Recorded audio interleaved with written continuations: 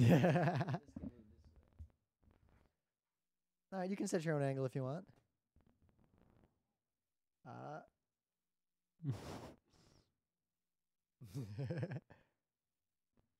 I'm not wearing shoes. Not wearing shoes. Oh, I think the stream's going. Let me put it back on the preview. All right, I think we're good to go.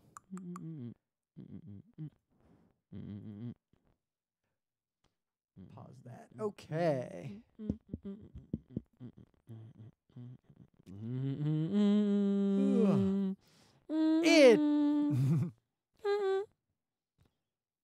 It's Monday, August 7th, 2017. I'm Rim. I'm Scott. And this is Geek Nights. Tonight, the AV technology of public speaking. All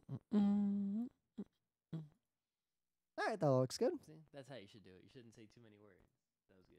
You always say too many words there. Maybe I'll add a whole bunch of words now. No. Save that.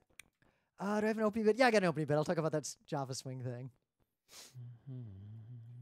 So as you guys know, I basically am a product manager. Like, my day job is a product manager, so that means a lot of things. But I encountered a problem that was kind of funny because most of the software I have product managed or dealt with in basically my entire professional career has been like back-end enterprise software, like the crap that a company uses to manage their nonsense, or like monitoring of like IT operations and all that kind of crap.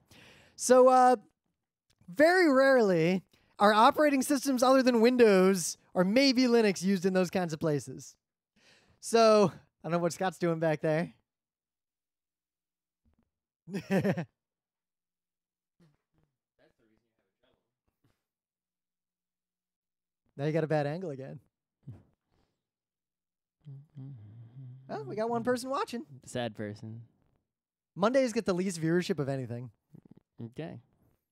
Woo! It's not like our channel has a lot of technology on it. Yeah. True. We're basically mostly video games at this point. I mean, what was the last technology conference we went to? It was like PenguinCon? We weren't even doing Geek Nights back then. Well, tech conferences aren't good. No, they're not. They're the worst. Why don't we make a good one instead of making a gaming one? Because I care a lot more about gaming. Yeah. I just don't care. I know a lot more about gaming. I don't care about technology these days. It's been, it's bad. But anyway, I got a ticket came across my desk, and it was notable because I saw something that I have not ever seen. I guess I've seen it maybe once in my entire professional career. Someone was complaining that something didn't work on OS X. All right. And basically, I got this Swing GUI for like this enterprisey software, and someone like Java Web Start even. Someone wants to run it on their Mac. And you might think, but Rim and Scott, isn't Java portable? And the answer is not with GUIs. The reality is that very little GUI code is portable in a reasonable way, unless it's a web page. So well, I mean, a Swing GUI it's gonna work. It's just not gonna look. It's gonna look weird. No, so on Linux, because generally most people who make Swing GUIs these days either make it's like on Linux only, or expected to be mostly on Linux, or it's expected mostly on Windows. And you can like mess with the look and feel parameters. Yeah, no one's testing it in all the different places. No. But you know, it's gonna load. So yeah, on OS X, what I've found, because I recall this coming up like maybe one time ever in my life, is that a lot of Swing GUIs just won't load on OS X. Now, in the old days, like the old days, or even on like old like Apple before OS 10, the problem was usually that Macs had their own Java. You know, there's like Oracle Java, Yeah, and then there was Apple Java. Yeah, and Apple Java just didn't work for shit with most Swing GUIs, especially with Java Web Start was involved. Nope. But in the modern era, they kind of dropped that, and you can just put Oracle Java there. And there's a lot of reasons why GUI now code...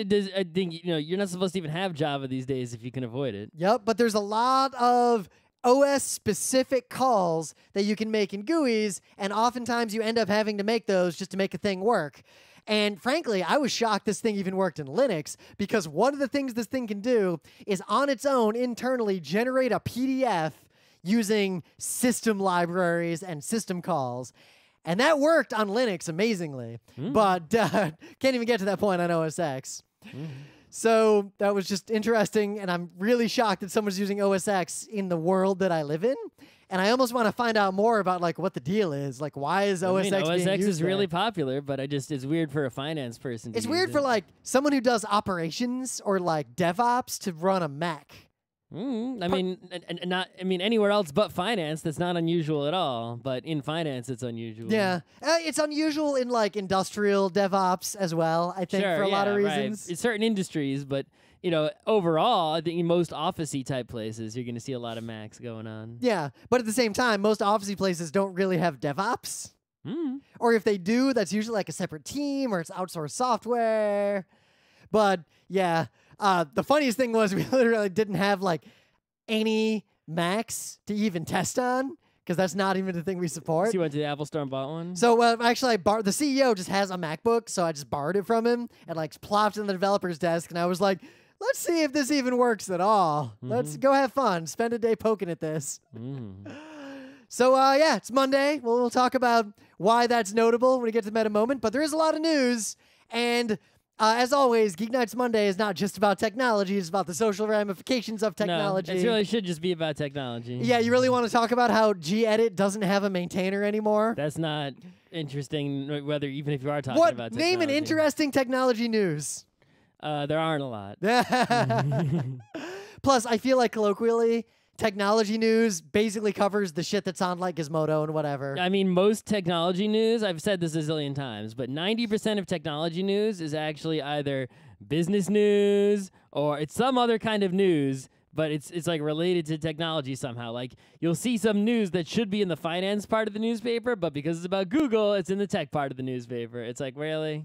Really? Well, the funniest thing is that we also technically, when we founded Geek Nights, 12 years ago, Monday is science and technology. When was the last time we talked about science? We don't know shit about science. There is a news about a big radio telescope in China that literally can't hire anyone to run it. Why not? Because there's no one qualified enough who's willing to work there. No one, they don't have a Chinese person? The requirements of the job, from what I can gather, there's maybe, like someone said that there's maybe between 20 and 40 people in the world who are qualified to do that kind of job. Oh, wow. Okay, they can't train. Who was doing it before? No one. It's a new radio telescope as far as I can tell. So who made it? I don't know. The person who made it should be qualified to operate it. This is why we don't talk about science, because you know how much I know about this? Nothing. I read a 2-sentence summary of an article that I didn't click on yet. I just can't imagine. So whoever made the thing knows how to operate it. That person's job is not operating it. So I made things training before. someone to operate it. Yeah. It's not just operating it. Have you ever built something you don't know how to use? Yeah, I have. Have you? I have built things that have great UXs to do tasks that I do not fully understand. That is a thing I have done. That has happened. But I mean, we're talking like someone manufactured this physical No, object. the job is not like point the radio telescope. The job is like manage the entire operation of the telescope facility. Radio telescopes aren't just devices, they're entire facilities.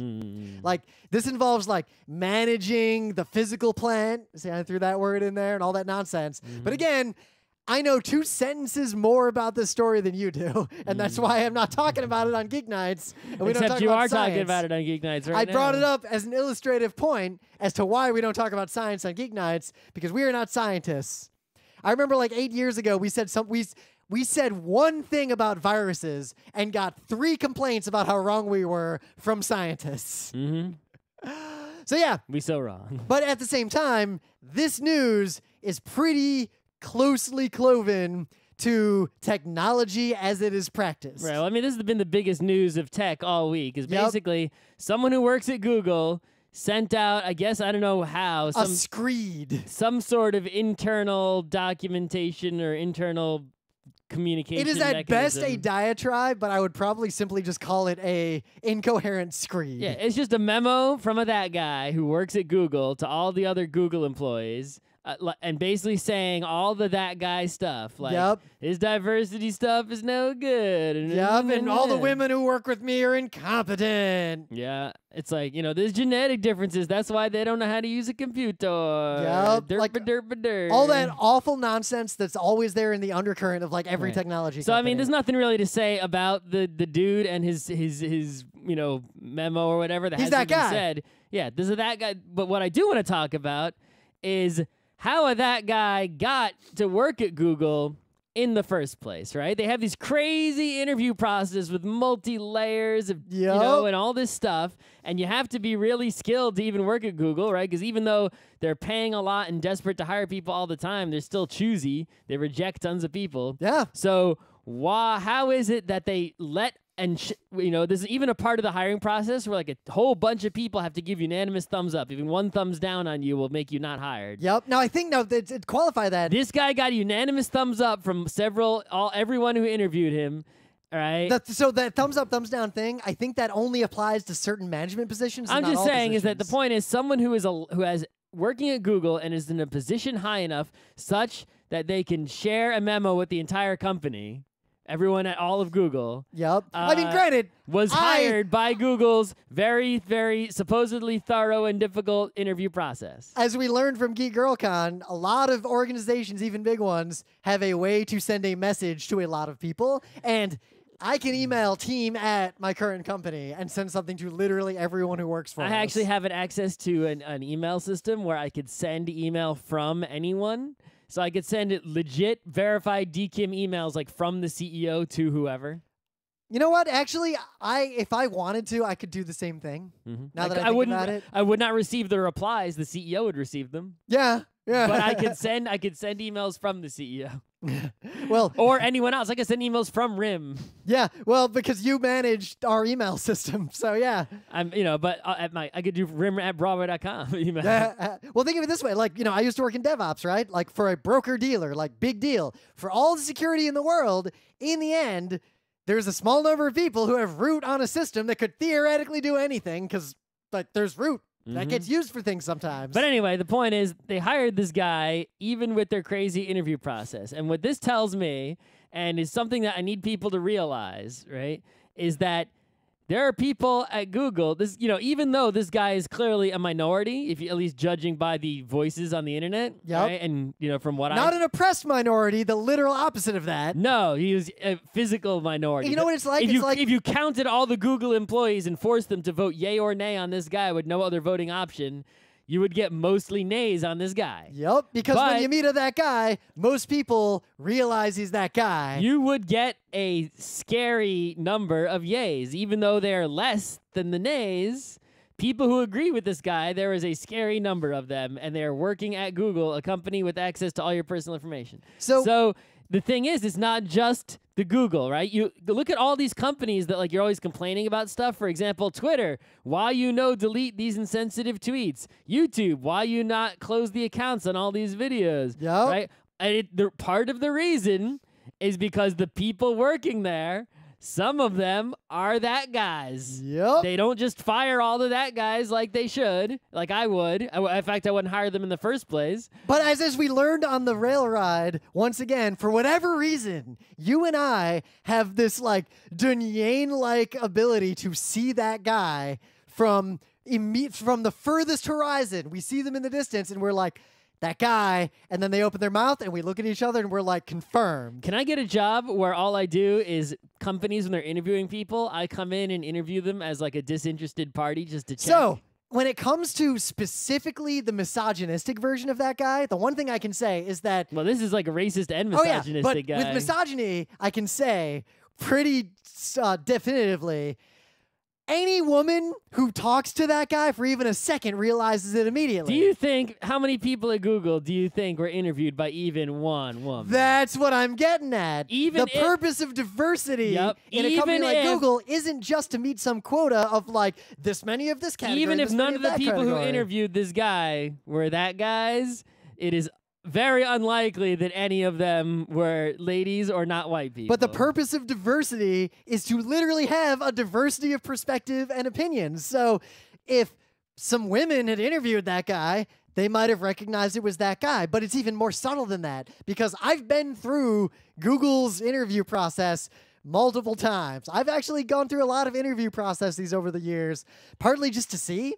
And there is a common thread with tech companies like Google.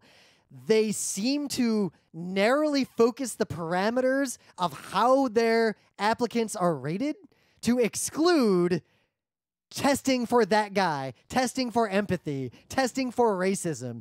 They mostly test for, can you do an arbitrary logic puzzle? Can you talk about the business process that we're hiring you for? Finding out if you have domain knowledge, finding out if you have basic intelligence. Like, they really constrain what they're asking about and what they're interviewing about. They don't ask about hobbies. They don't ask about, like, your real life. And they don't do the thing, like, when I interview people, I ask subtle shibboleth questions because I'm looking for things like, do you use keywords that imply that you know the thing so I don't have to actually grill your technology skills?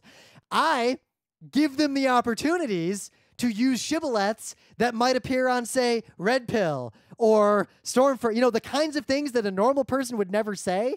But if a white dude I'm talking to says certain words, I pretty much assume they're a Nazi or a racist and just discount them immediately. Like, I try to find that out. Yeah, and just in case anyone wasn't aware, in the United States, we had the freedom of speech, whatever, but you have no freedom of speech at work. So I could literally fire, if I was a boss of a company and someone walked in with an Eagles jersey, I legally could and maybe would fire them. Well, yeah. Just for that reason and no other reason. And the law would just be like, all right, yeah, you can do that. Most companies I work for, insubordination to your direct line manager is a fireable offense. Even if the dress code was like, you may wear sports jerseys, because I'm the CEO, I own the company. You can make an arbitrary rule, no Eagles jerseys. I could just be like, fuck the Eagles. Who even hired you, Eagles fan? Get the fuck out of here. You're done. Goodbye.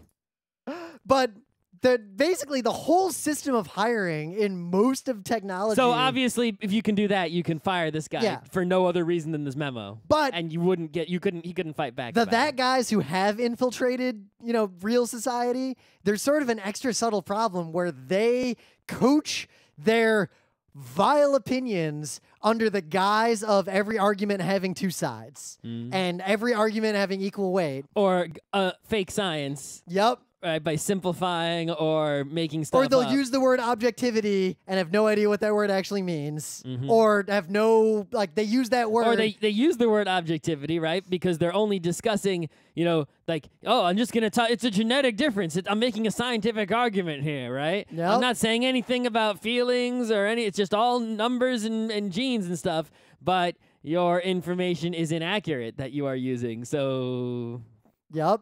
But, I don't know. I mean, I don't know what to do about this. I feel like the problem would fix itself if there were a more diverse and empathetic circuit of how job interviews are done. I think that can't happen because the entrenched people are already there. It's a chicken egg. The companies already have these people there. So how can you become more diverse if the people making hiring decisions are these people, right, to begin with? So the other day I was on the subway. You basically had to just fire everyone. And then, you know, like if I started a company, I thought, like, I should have a rule that if, you know, even sadly, I'm a white dude.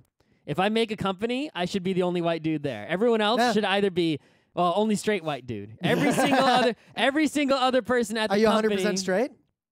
I mean, you know, like every single other person at the company besides me should be not dude, not white, not straight. At least one of the three.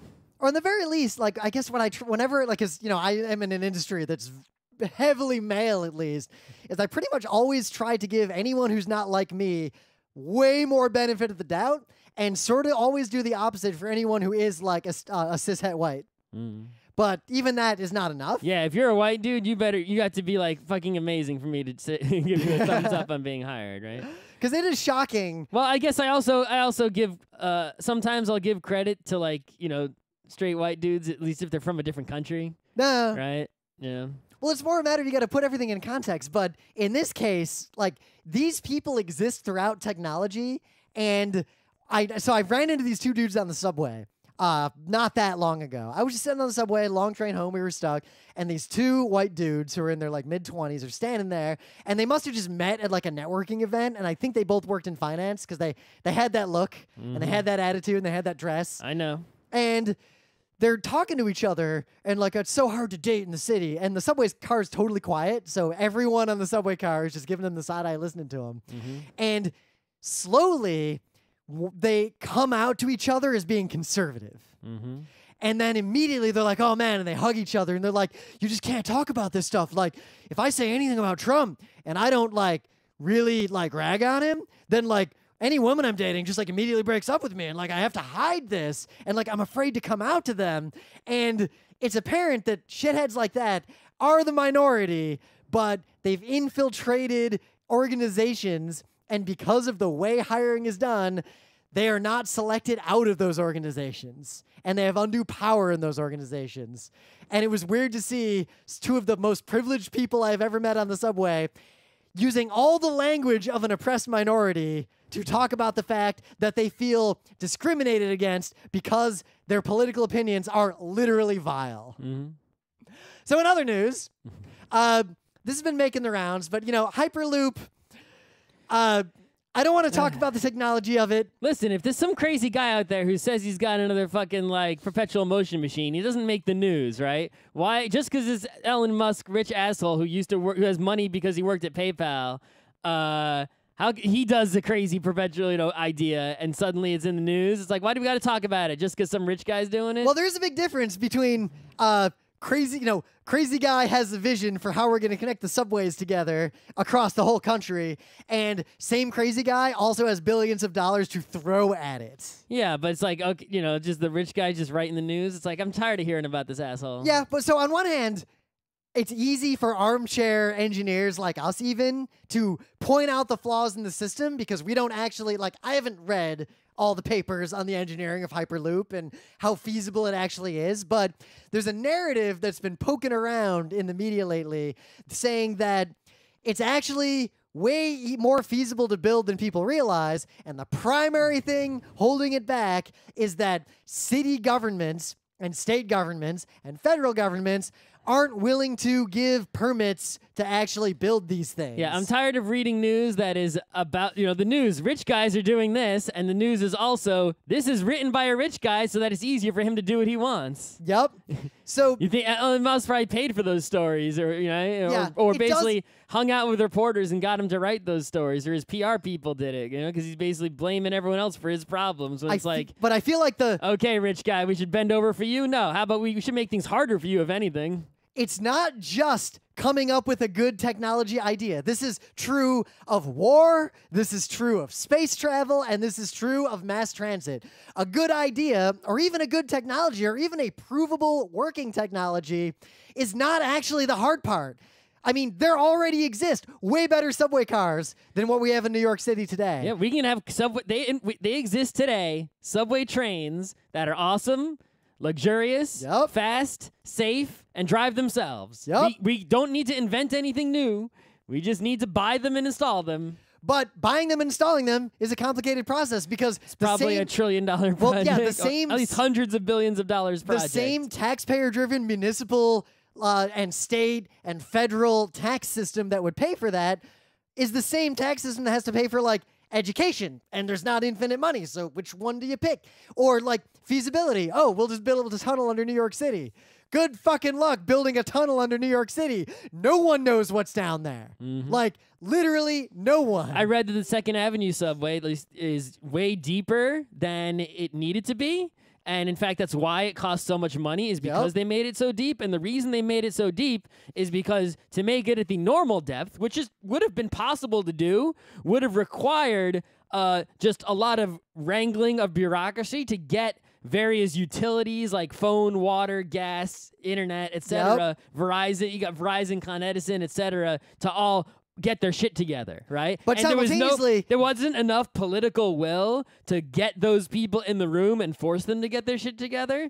So instead, they just spent a huge pile of money to just dig deeper and avoid all of because it's like, but at the same time, we'd rather waste a bunch of money than do some work. Now, so that bureaucracy, like digging deeper, it might in the end have cost just as much to act, because that bureaucracy is protecting poorly documented and physically difficult situations of but cables you everywhere. could have gotten it done, and the thing is, if you would have gotten it done, it wouldn't have cost taxpayers money to get it done. It would have cost all those companies money to get it done, because you basically just write a law effectively that says you all have to sort your shit out because the subway's coming through, and we're gonna have meetings to sort your shit out. That doesn't cost taxpayers anything. It's not quite that easy. So I was researching this a little bit, and I learned some fun stuff about even like the Big Dig, right?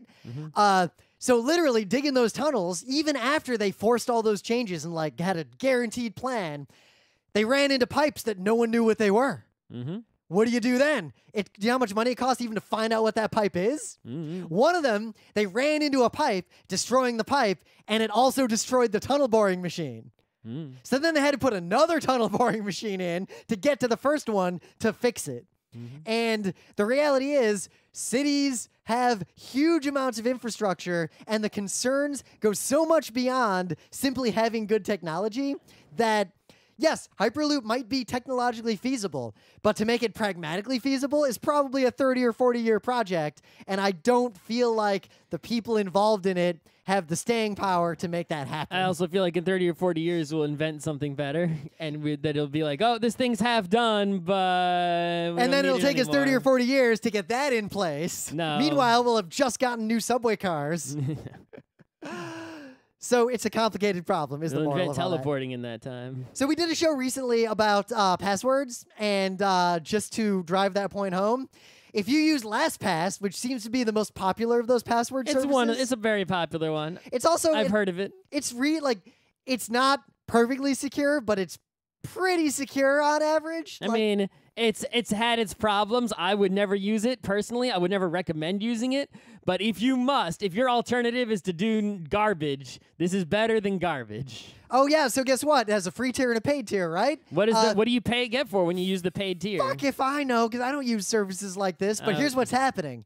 They're taking a bunch of the features that were in the free tier and moving them into the pay tier. And they need money. And they're substantially raising the price of the pay tier, doubling it.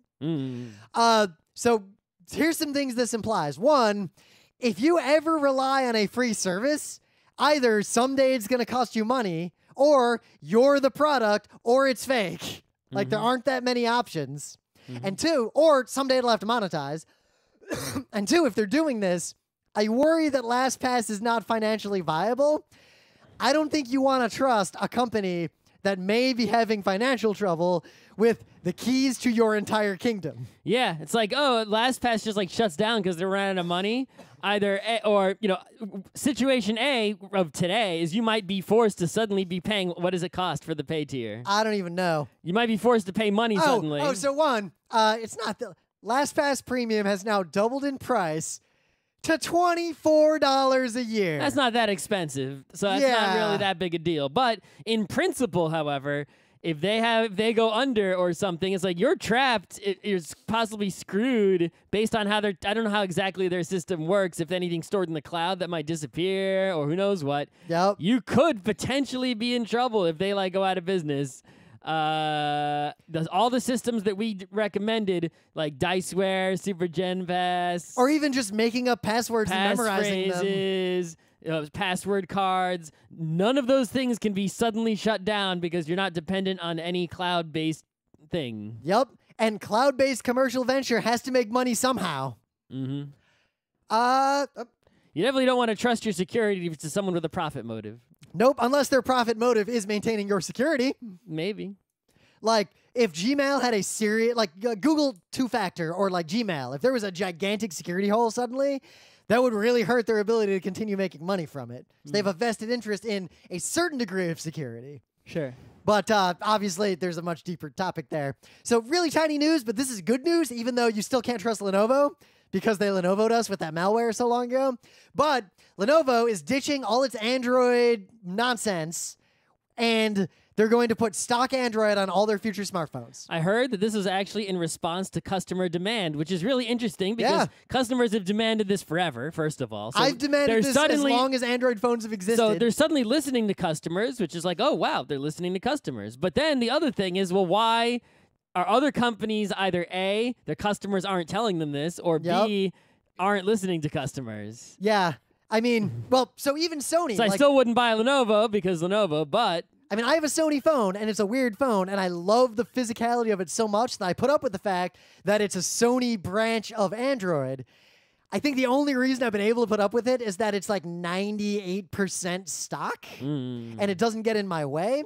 And shockingly, it actually is getting timely updates. Like, I just get updates regularly. whoa. Yeah, so even then, I still would rather have stock Android, and it bothers me that it's not stock Android. Can't you just flash it with stock Android? Because it's a weird Sony phone, I kind of don't want to go down that road. Because I really, really like this phone, and it kind of works as is. But this is kind of good news, and I'm really hoping that this portends more people giving up on take Android and make it worse just for their own phone. Well, I think what you'll see is if people start buying Lenovo phones, then if that gives them a competitive advantage in the marketplace, if people choose Lenovo phones because of the stock Android. Which you shouldn't, because you can't trust Lenovo. Right, but if someone else won't listen to us, right, then you'll see other companies be forced to do the same thing. Yeah. So, I guess the last news, because this is actually pretty interesting, and there's a much broader topic here, so this article is partly just to get you thinking about it, but when GPS became commonly available and was usable by normal people, that was actually a pretty big deal. Yeah, GPS was like first like a military-only thing, like you couldn't access it. Right, it was not a thing. Normal people could not find out their exact latitude and longitude to several decimal digits. Yeah. It was just not available. And then I think it was available to like maybe boat people next. Like it was not a thing that was allowed. It's like and there was like and now your phone can fucking do it really well. Yep. And the militaries of the world rely heavily on GPS because actually range finding, target finding, like navigation. If you don't know, it is difficult to express briefly how utterly challenging those problems actually are. Right. It's basically the system is like kind of a miracle. We have all these satellites in space that cost us a bunch of money, but now they're up there, so we're good. And you can hit a button and see on a map exactly where your ship is in the middle of the Pacific Ocean. The satellites are basically hitting almost the entire Earth, effectively the entire Earth, with these signals, so that no matter where you are, you can basically use a device to listen to this signal and do some math. And then your device will tell you exactly your latitude and longitude. And it's like, it's freaking fantastic. But knowing where you are if GPS becomes unavailable is a difficult problem, to say the least. But why would it become unavailable? It's satellites in space. What can anyone do besides like shoot out the satellites in space? Interfere with the GPS signals that aren't that strong, or spoof them, or otherwise just jam them so that now your GPS can't get a lock? Can you do that? Yeah. Whoa.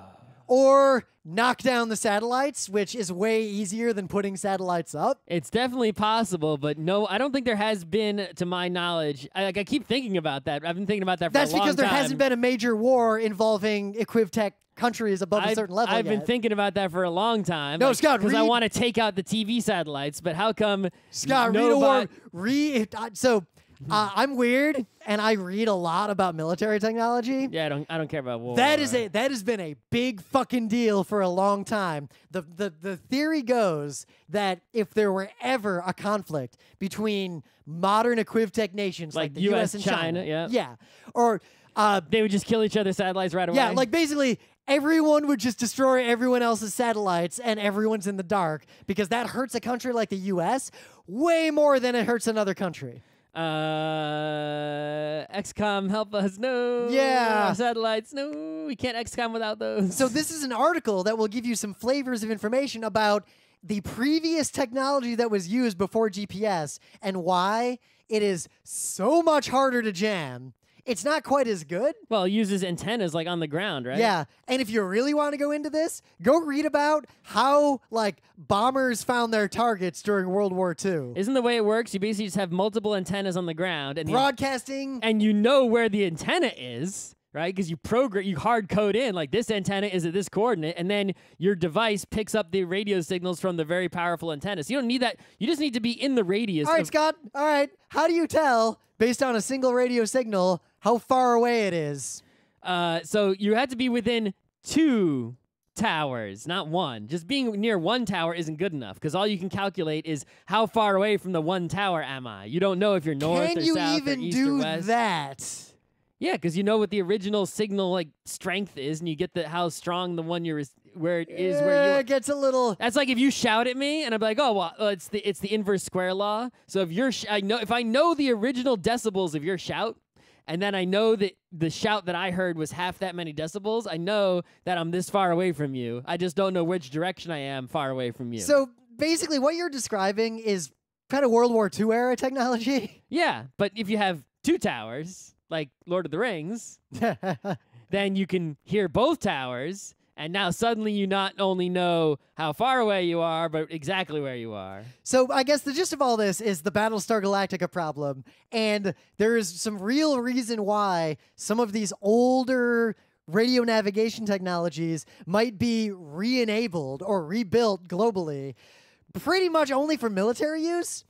Because, like, from this article... Well, you wouldn't use it in your phone because you're not going to add extra antennas to your phone. There's evidence that, oh, yeah, so this kind of technology can't really be put in the phone. The antenna's too big.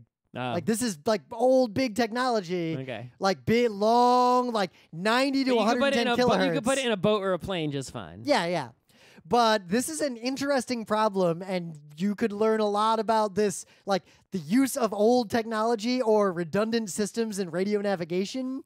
Because it's relevant nowadays. North Korea has repeatedly blocked GPS along its border because that would be a highly effective way to make it difficult for, say, the U.S. or South Korea to target their installations if there were a sudden I didn't realize firefight. their technology was good enough to block GPS. Blocking signals or jamming them to the point that they're useless, pretty easy to do. I didn't think that they were like smart enough. Think of how easy it is to block Wi-Fi. Do they even have GPS in North Korea?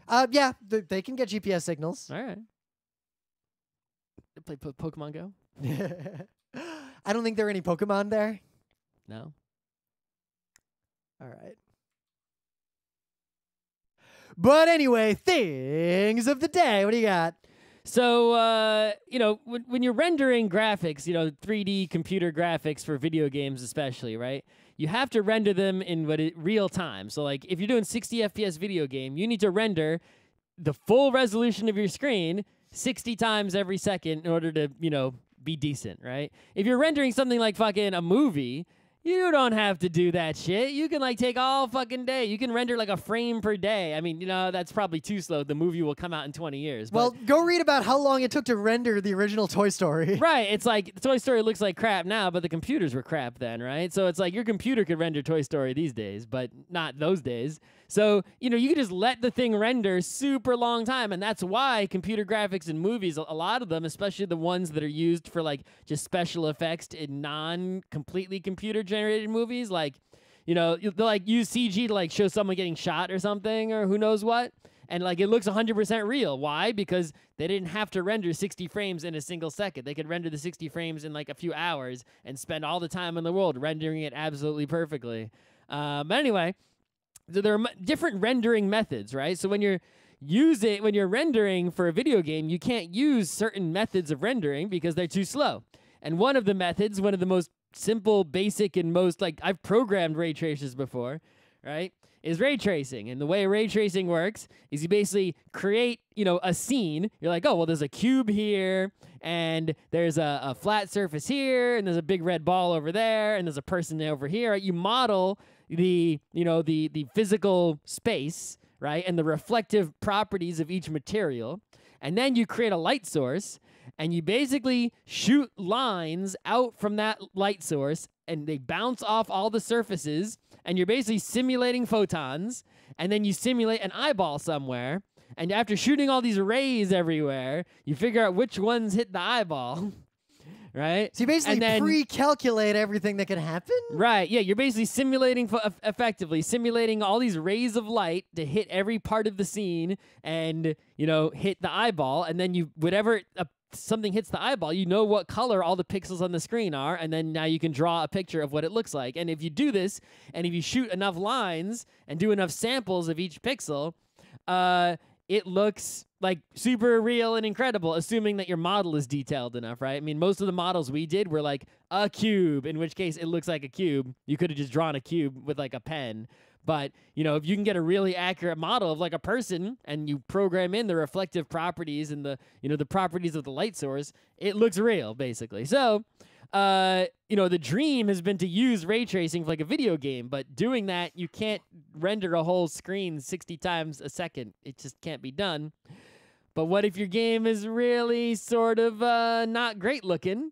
And what if you have a really brand new awesome supercomputer? And what if you lower the sampling rate so that it's kind of noisy looking? Here you go. This is Quake 2, a love story. Quake 2 rendered with ray tracing in real time. The craziest thing is, like, you watch the whole video, but toward the end, like, the shadows of these dudes walking around make it really apparent what the hell's going on here. Oh, yeah. Look at that. Oh, my God. So, yeah, you can see it gets really noisy a lot because the sampling rate is so low. And other parts where they turn the sampling rate up, you can see the frame rate drop significantly.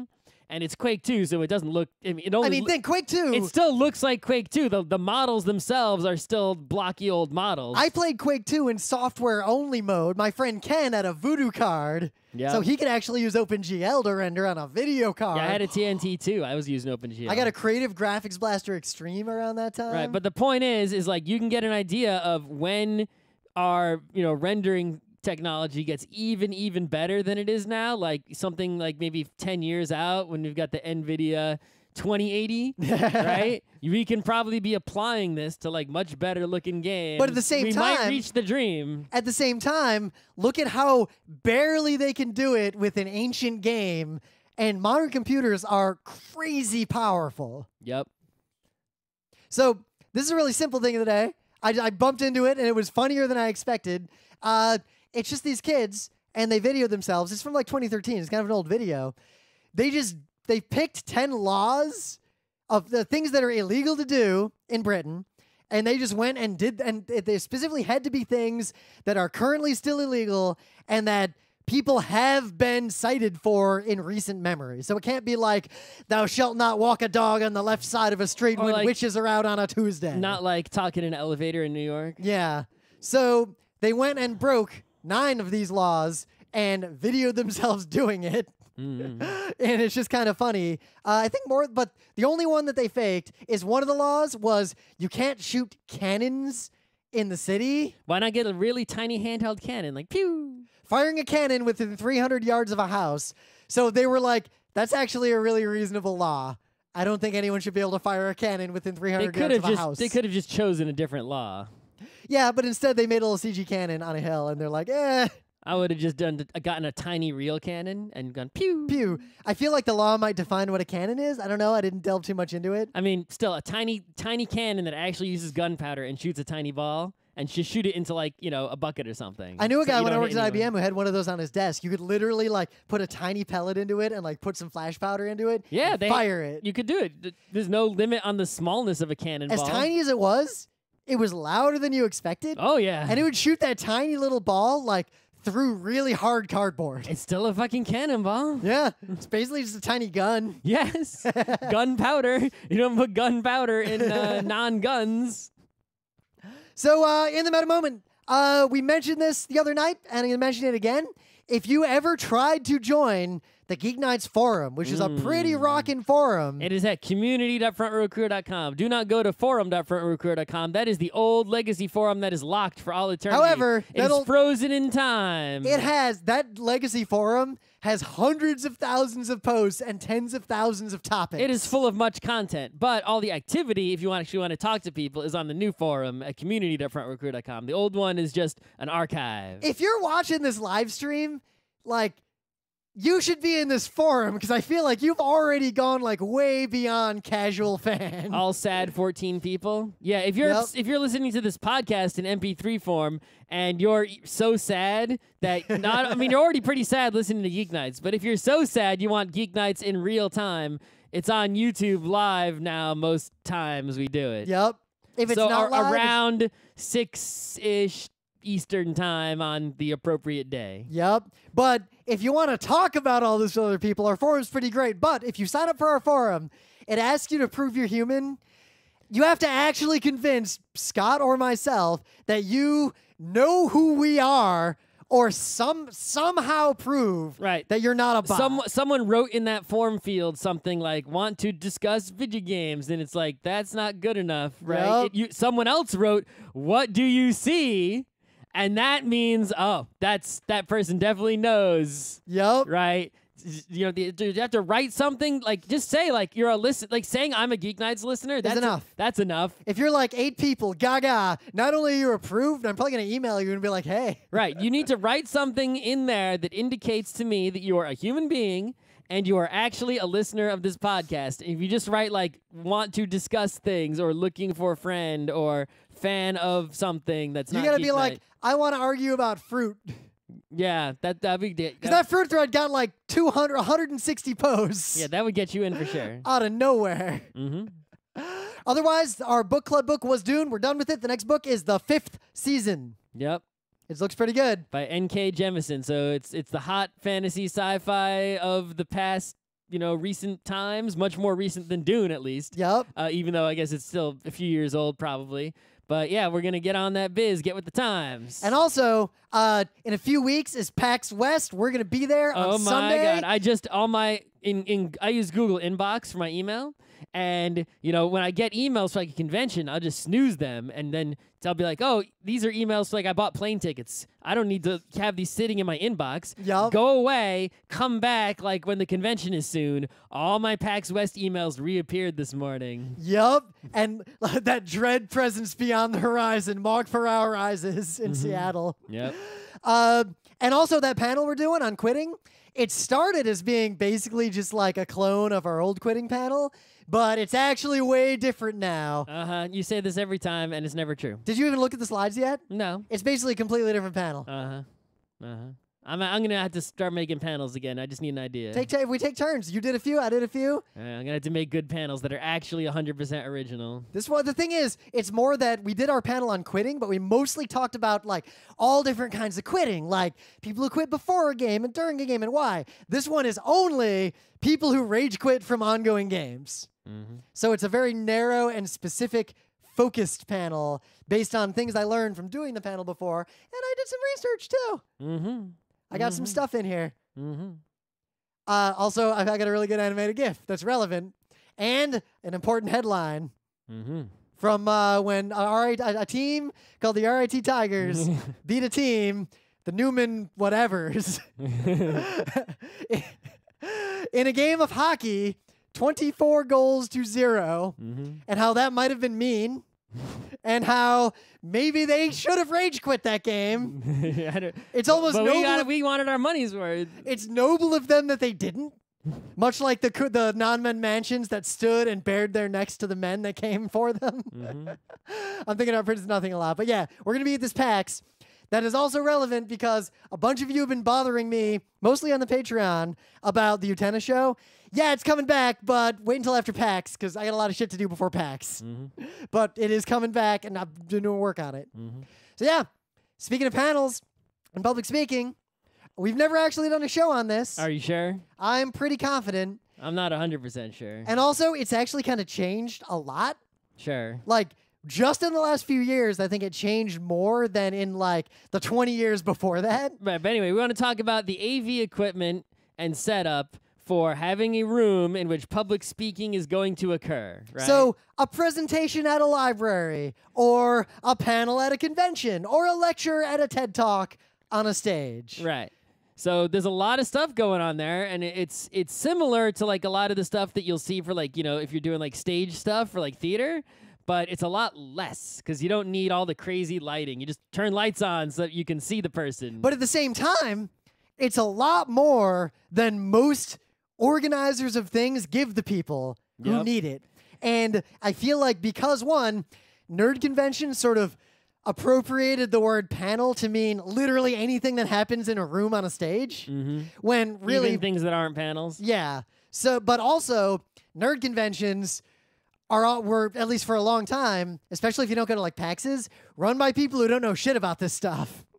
So as a result, a lot of people got used to very poor technology being provided to them and have a very poor understanding of what is actually really appropriate to give people who are doing a presentation of some kind in public. Right. So the number one thing, obviously, we're going to start with the most important, right? Is you need some microphones and you need people to be able to hear what's coming out of the microphone, right? Yep. So at the highest end, you're going to have some kind of crazy things like we have, which is like the Countryman, which is like a thing that goes over your ear that uses the TED Talk, and it's a little tiny stick that comes out in front of your face, and it's totally wireless. Right. The wireless stuff is a big pain because it's different everywhere that you go, and it's way expensive. So you don't buy this stuff; you rent it unless you are a building that, like, if you are a building, and you're gonna have public speaking occurring in you, like let's say you are a college. And you're building a theater in the college, you might just install a wireless thing that's going to work in there. But if you're a person who goes around talking, you don't buy that and bring it with you. Nope. Right? Because you're going to need a different thing every place you go. So yeah, I looked into it because way back we were like, why don't we just buy wireless stuff?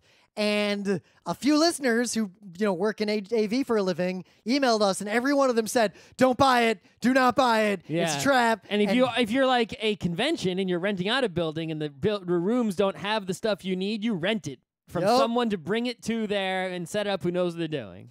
So in terms of those microphones, you pretty much definitely need one microphone per person who's going to be talking. Yeah, a lot of times people have a whole bunch of people talking in the room, and the room is being used by many, many people, at least at a convention, and there aren't enough microphones for everybody.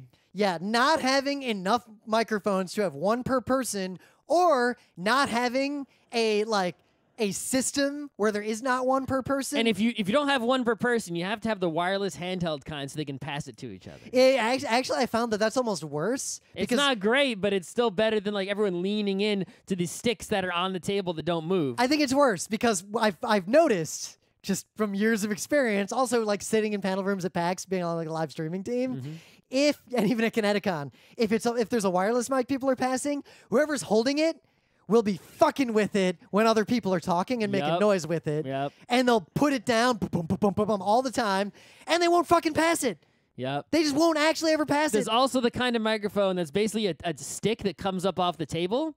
This should only ever be used on a lectern when someone is standing at the lectern and talking. If you're at a table, like say a commencement speech at a college or something, you might be standing at a lectern and talking. Or if you're the president at a press conference, you're standing there and talking at a lectern. Well, if otherwise, do not use those. I've seen a lot of places that'll have a long table and they'll set up like 4 of those. And yeah, 4 people can sit at the table and talk, but it really sucks to do it that way, and it forces those people to be stuck at the table, and if there's more than 4 people, it sucks, and if someone else comes in and doesn't use those, it sucks because they're there, and it's like they're just bad. Only on lecterns. I'll qualify that. They are fine if the thing that is happening is actually a panel. There are exactly the same number of people as there are those microphones who are forced to sit at them, and they expect to sit, and they are expected to sit, which might seem crazy, but like, we don't sit when we do presentations. This is true. However, I find that, conventions at least are doing the stupid table thing. If you have a real panel, like a good panel, you have chairs. Then you don't have a table in front of the people, and then the people have like lavalier, microphones pinned on. And that's how you make a classy looking panel if it's actually a panel of people all talking. But usually in that case, you don't put a table in front of the people hiding them. Right? You do the classy thing where there's just chairs. So it depends. But the point is, and even in all those cases, you need to have a mixer and a system to manage those levels. And you need someone. Yeah, some people are going to be louder than other people, even with the exact same microphone for everyone. One of them is going to be louder for some reason. Who knows what? And you need to adjust the volumes and all the different inputs to make sure that everyone sounds the same loudness to the audience. If you don't make loud guy quieter, make quiet whispery person louder. If you don't have independent control over all those microphones, you're already going to have a problem. Oh yeah. Now the reality is, at most nerd conventions, it's awful and no one cares, and they just deal with it. But that's not... It's too much effort to get it exactly right. Yep. PAX gets it exactly right. They have a person in every room managing it constantly. Yep. I mean, I've done that job It's at someone's events job before. to only do that and nothing else. You go to like a concert or like a fancy thing, and you see that person who's sitting in front of a giant mixer board. They're literally just like listening to all the audio and constantly fucking with everything. Yep. The other thing you need to worry about is from the listening angle, not the talking angle. Yep. Is depending on the shape of the room. You know, some rooms have like built-in speakers in the ceiling, and you can just use them, right? And they'll probably be fine if it's just talking going on. But if you have any kind of music or something, those are probably going to be really shitty unless the room has a great sound system built in. So you got to bring your own speakers, and if the room is long. It's a long room. You need extra speakers in the back. Otherwise, people in the back can't hear. You cannot just put stacks at the front if the room is long, because either it'll be way too loud for the people in the front or it'll be way too quiet for the people in the back. You need to put a set, you know, basically you put a set in the front and then maybe a set halfway down and another set maybe even, right? The more the better, but 2 is usually enough for the longest rooms I've seen. Yep. And that way, even someone who's sitting farthest away from the front ones or even all the way in the back is going to be able to hear. The speakers, now luckily, this is not music. No one's performing. We're not talking about if you're doing a musical set, this is a totally different ball game. I don't want to get into that. That's a lot. But because it's people talking, they don't need monitors, meaning they don't need something feeding their own audio back to them. Yeah, they don't need to have monitors on the stage in front of them, and they don't have, or a lot of people these days use in-ear monitors. Yep, you don't need any of that. You don't need those. In fact, if you a don't need to convention hear, provided that, I'd probably turn it down because it would just mess me up. yeah, if you're talking, you don't need to hear yourself talk. But if you're singing, you need to not only hear yourself sing, but you also need to hear the music so you can sing along to it properly. But, you know, the music coming out of speakers is too delayed for you if you're on, you know, it's not good. Do not put the speakers too close to the people who are on stage, and especially do not put them behind the stage. That's how you get the feedback. Yep. And the other thing, if anyone didn't know this already, I think it's common sense, but just in case someone doesn't know, the reason that feedback happens is because it's feedback. You have literally. an amplifier. So you talk into the microphone, and the sound that goes in the microphone gets louder and then comes out of the speaker, right? If it comes out of the speaker, it's now louder than it started, and that louder sound goes into the microphone again.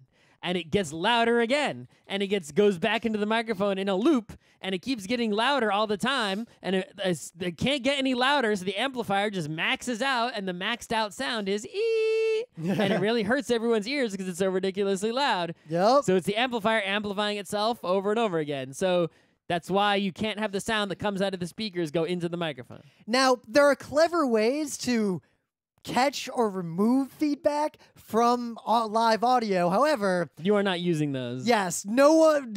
As much as those systems exist for the vast majority of public speaking, even like kind of the bigger stuff we do, even at big fancy professional concert places, someone will still mess up and there can be feedback because they don't use that shit. Yeah, I mean, this mixer actually, I have that.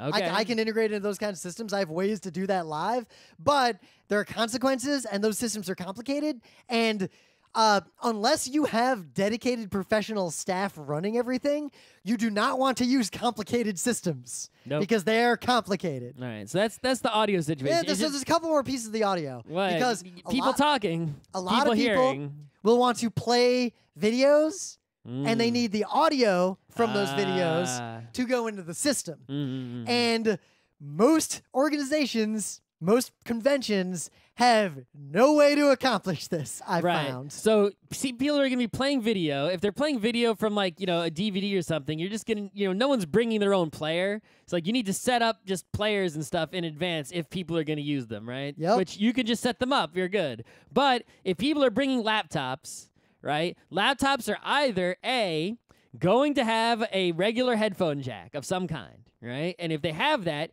you need to have basically a special box that takes in headphone input and outputs into the mixer and usually has power and some kind of amplifier or something, right? They sell these boxes that do this. You need those boxes because you can't just run a cable from someone's phone into the mixer. But Raymond Scott, that XLR cable is like 100 feet long. Why is it different? The answer is they're different. Yeah. They work differently.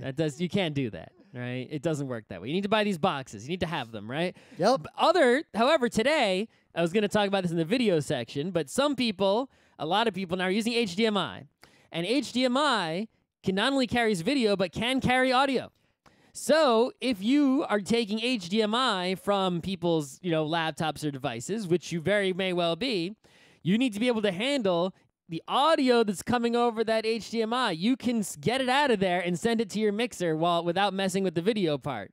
You can do this, and if you can do it, you should do it. So the funniest thing that'll happen is someone will not do this, and the audio will go into the projector, and a lot of projectors will have speakers built into them. Crappy ones. You'll hear audio coming out of the projector, and it's not going to the audio system. If this is the case, you can actually solve this by taking an audio out cable from the projector and putting it into the mixer. Yep. Right? But people don't do that. So it's like this tiny, crappy speaker in the projector is making noise, and everyone's like, what is going on? How come I can't hear the video? But it's like, I can hear it, but it sounds so distant. How come it's not coming out of the speakers? That's why.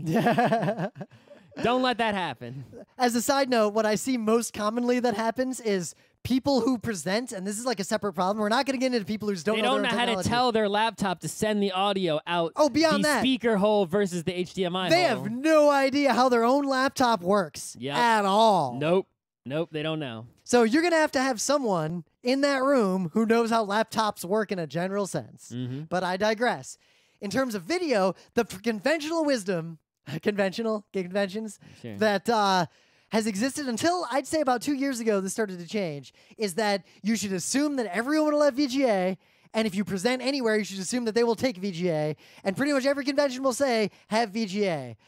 I have found just in the last couple of years, that is no longer the case. I've been to conventions where they do not have VGA for me to plug into, and there's so many people who have laptops that cannot output VGA. Yeah, newer laptops and newer devices only have HDMI or mini DisplayPort or DisplayPort outputs and do not have VGA outputs. But most conventions only have HDMI input. Also, places you go, based on how new they are or how recently they've been updated and what their projector is going to have VGA or HDMI. So if you're going to do lectures at places or whatever, you bring every goddamn adapter. You need to be able to output either one, and you make sure it works. And if you're setting up the tech in the room, you need to be able to accept either one of those two. VGA and HDMI are the only ones you need to support. You might need mini DisplayPort is also good to have in case someone doesn't have the adapter for that. And, you need to be able to handle all of those.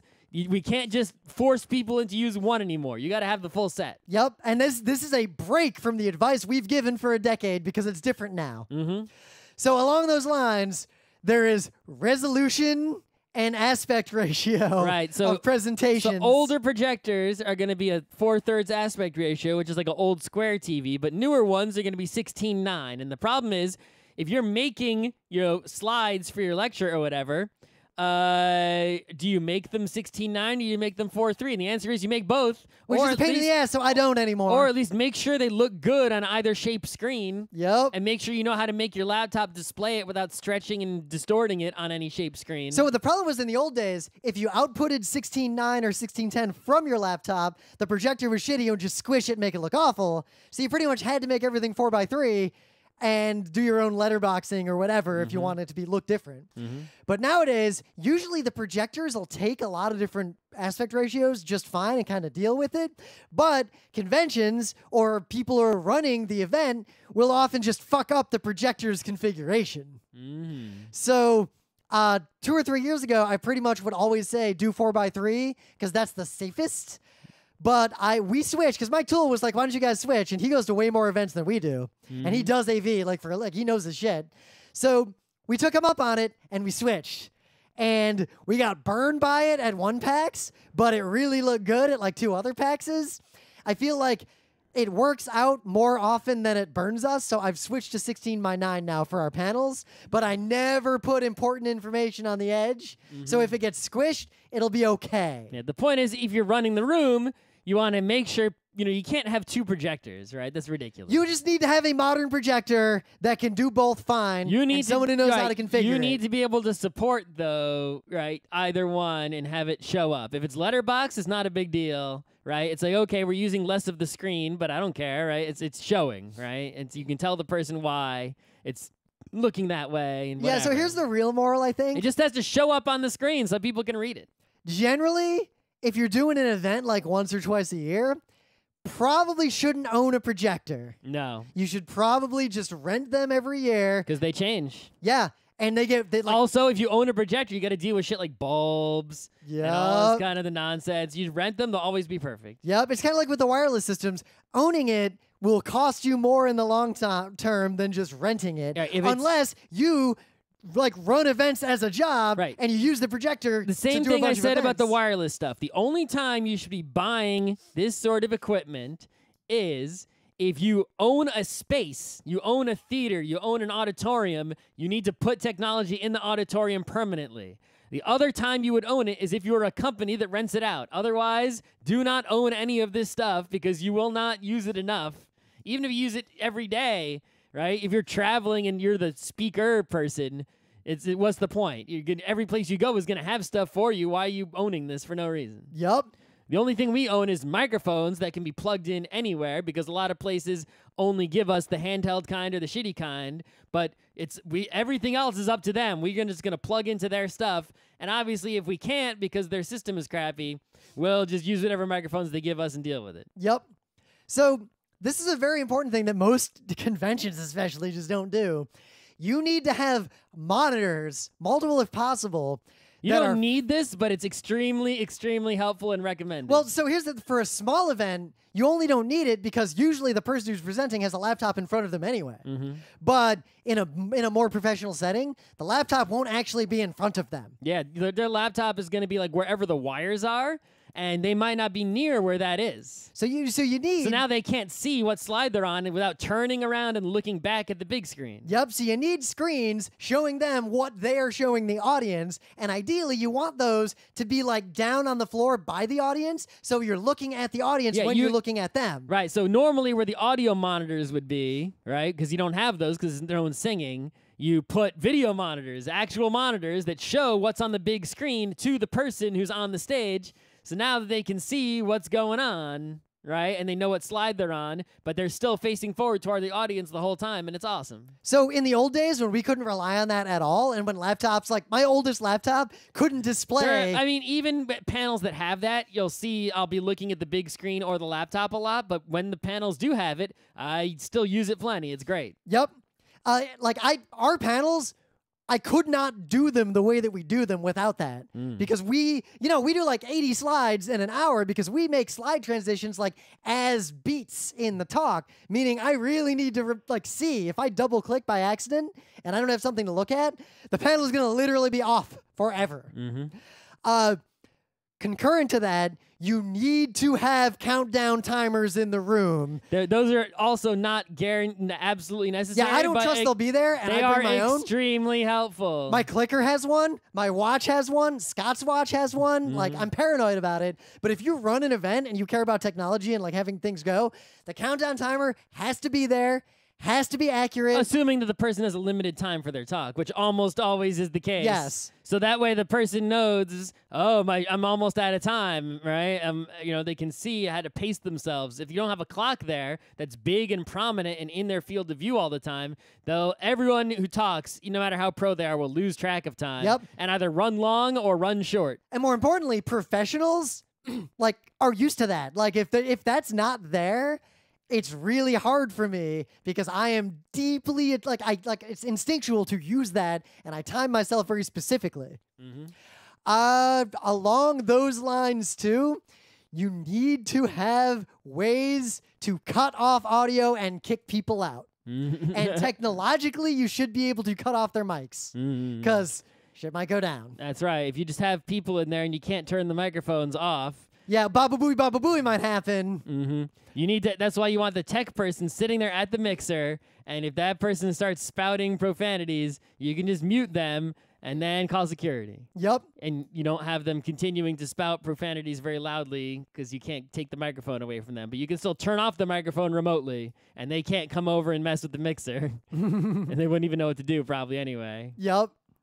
So anything else that you could learn about this technology is basically like They're all actually just skills that like anyone who's ever been a roadie for a band, or like ever. But roadies and bands have to worry about so much more difficult shit, like audio monitoring, lighting that changes. Lighting is important, but it doesn't change while the person's talking. Maybe you turn up more lights when they're done and dim them a little bit when they start, or maybe you do a spotlight thing and a TED. But you don't. Yep. It's not lighting that changes with scenes or different songs or anything. It's one lighting for the whole thing. The end. So in a panel or presentation, though, you do have to balance there's 3 areas to worry about. This is like a crash course in lighting 101 for you kids. There's the house lights, stage lights, projection. Those 3 things have to be in balance.